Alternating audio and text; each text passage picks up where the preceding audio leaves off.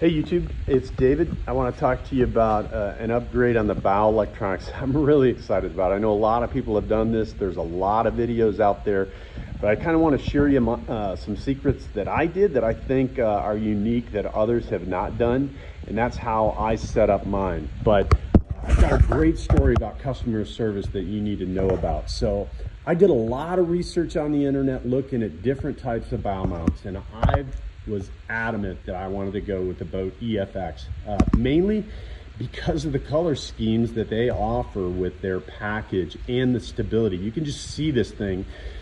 It looks like a crane setup with its outriggers, the way this thing is mounted. But the thing that I really want to talk to you about, and the customer service that I experienced from them was amazing. And it was because when I ordered this, they had a 5-inch rise and they had an 8-inch, what they called tall boy. And so I wanted to get the electronics as close to me as I could. So I ordered the tall boy dual bow mount for the boat.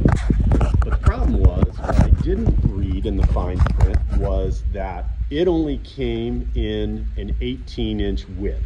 And so I just finished installing this, but as you can see on the Ranger foot pedal, there is not enough width for the 8-inch tall boy to span a Ranger 520's foot pedal.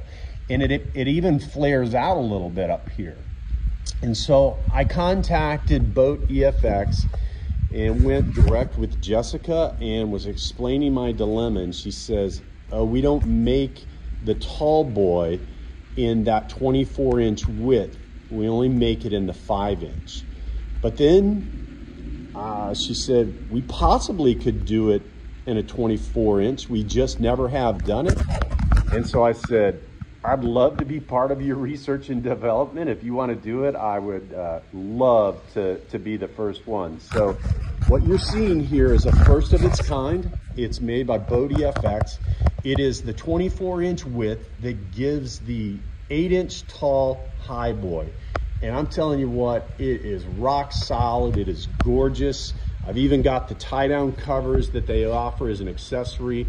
They've got a lot of different things. They offer boat steps, though mine are a different brand. So sorry about that, Jessica. I wasn't aware of you. But I just want to show you some of the things that really stand out here. Is it's machined. It looks awesome. It has a front nose attachment. And one of the things that I discovered because of them custom manufacturing the 8-inch tall boy in a 24 width, will probably in the future, if they go to series production for customers, is this portion here may need to be elongated. I probably would have mounted it a little bit farther, but it definitely gives it enough stability. And I tell you, I don't even think it's needed, but some things on the install that I want to tell you about. So I took out the Ranger Lowrance in-dash, and when you place your order with BoatEFX, for this mount, they'll ask you the type of electronics, both 1 and 2. They also have a tri mount,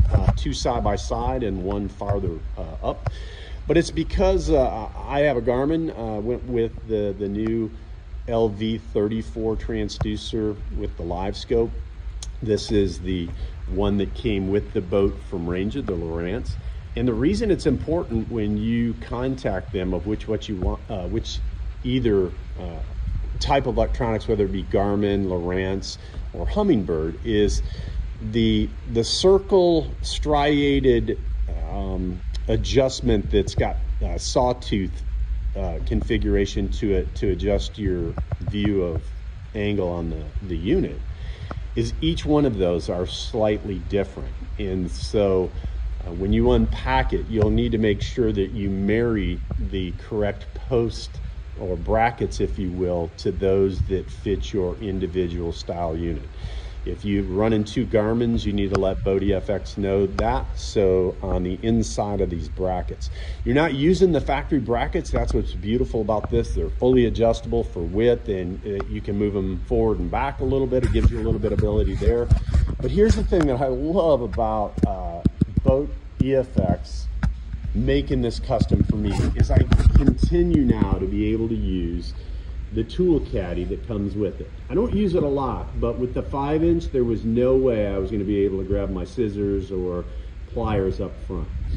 Don't use it often, but it now, I would say the drink holder, yeah, it's done. I'm not going to be able to get a drink in there and reach that, but I can reach and get the tools there, so I really appreciate that. So here's some of the unique things, and because I'm all buttoned up, I wanted to tell you what I did differently here, is that the black box. So as you know, with a LiveScope, you have to mount the black box. I've seen them mounted in the rod lockers, I've seen them on the side walls, I've seen them all over. But here's what I did. And as you can see, it's not easy to take this all back apart, but my black box is mounted on top of the rod tubes on a piece of 1/4-inch black starboard. Now this is 1/2 inch, but I drilled some holes in it, used some AC plenum zip ties, and I zip tied that starboard down to, I think it's like 6 rod tubes that come up in here into the nose. And they are embedded in the factory flotation foam that Ranger injects into the hull. It ain't going anywhere. Now, yeah, you could say, well, you can't check your power and things like that. Well, you can. If it doesn't power up, you know you got an issue. And the fuse is down here, but with the amount of 8-gauge wire and the intricacy that I took in time of making sure everything was isolated and protected and heat shrunk and everything, I do not believe I'm going to have a power supply issue unless something happens. And if it does, then yeah, I got to get back in there and dig it out. But my black box is mounted right under this starboard plate, and it sets, and it's got a lot of depth in there. And I also carved out just a little bit of the foam flotation on this to where the corner of the starboard, I pushed it into there to give it more cushion and making it rock solid. And then I also have a little zip tie anchor up here to the nose so it can't ride forward and backwards on the rod tube. Great setup. It didn't cause me to have to find space in any of the existing compartmentation.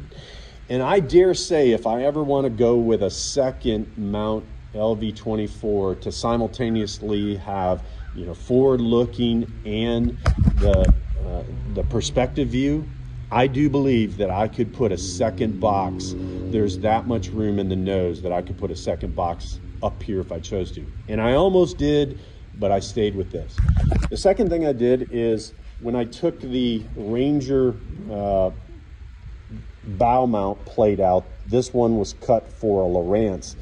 I used it for my template of my starboard that I bought. But because this is probably 1/16 to an 8th inch rather, metal, and this starboard is 1/2 inch, one of the things that I discovered is this forward bow mount, I guess it's the tilt and trim and the live well control, it's at a slight angle. And I could not fit my starboard all the way down in there, as you can see. So I had to notch it out just a little bit, and so my starboard could fit there. You could probably go with a thinner starboard and get away with it, and most people, you'd have no problem. But the reason I went with the 1/2 inch is I knew I was gonna be using this third leg of the mount system, and I wanted something that would not bow or flex. I dressed it up a little bit under here. You know, you've got a lot of wires coming out of here that go to your 2 different units. I've got a wire sheath protector that's under there. You can see the rib on it, but I wrapped it in blue electrical tape.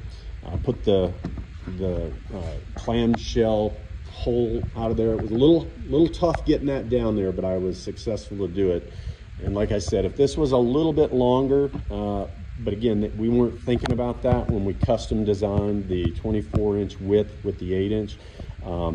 If it was the 5-inch, it would have had the ability to have a different angle of securing it. But in the future, BoatEFX, if you watch this video, You probably need to make this one a little bit longer if you go to market with the custom one that you made for me, just to get it up here maybe a little bit higher.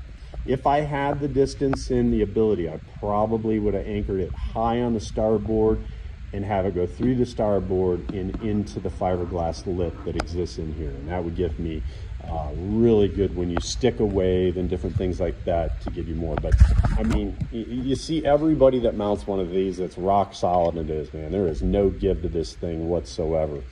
I really love the way it makes the boat look, and it's up there higher than the 5-inch, so I can get screen on. I chose to go with the Garmin LiveScope up top because I'm going to do most of my fishing on forward facing, and I want to get my eyes on the horizon as easily as possible rather than looking at my toes while I'm fishing forward. So I've got the tied into the network. I've got the bow mount and the one mounted in the dash from Ranger on the Lowrance. So I've got the side scan and the typical things that come with it. But I have had LiveScope before, but not on this boat. So I just wanted to brag again about BoatEFX. Just going the extra mile, and rather than telling me, no, we don't make the 24-inch, they understood my problem is because of the width with the one that came factory on the 8-inch high boy, or tall boy they call it. At some point, no matter where you put it, you're still in the hole for the foot pedal. And so I'm going to be returning this to them. Not every manufacturer's that way, but man, huge thanks to BoatEFX for just meeting the need of the customer. And they did it within a week. When I called them and spoke with them about the problem, they understood it completely, and they were busy, but the technician there and Jessica, in less than a week, it was manufactured, something they'd never done before, and it arrived at my doorstep, and I put it in today. So just hats off to BoatEFX. Jessica, you rock. I hope this gets you a lot more sales because you deserve it for what you did with me. Great product. Just sets the boat off. I can't wait to get in the water because I know I'm going to get a lot of comments of how gorgeous this setup is. So with that, that'll end the video in tight lines.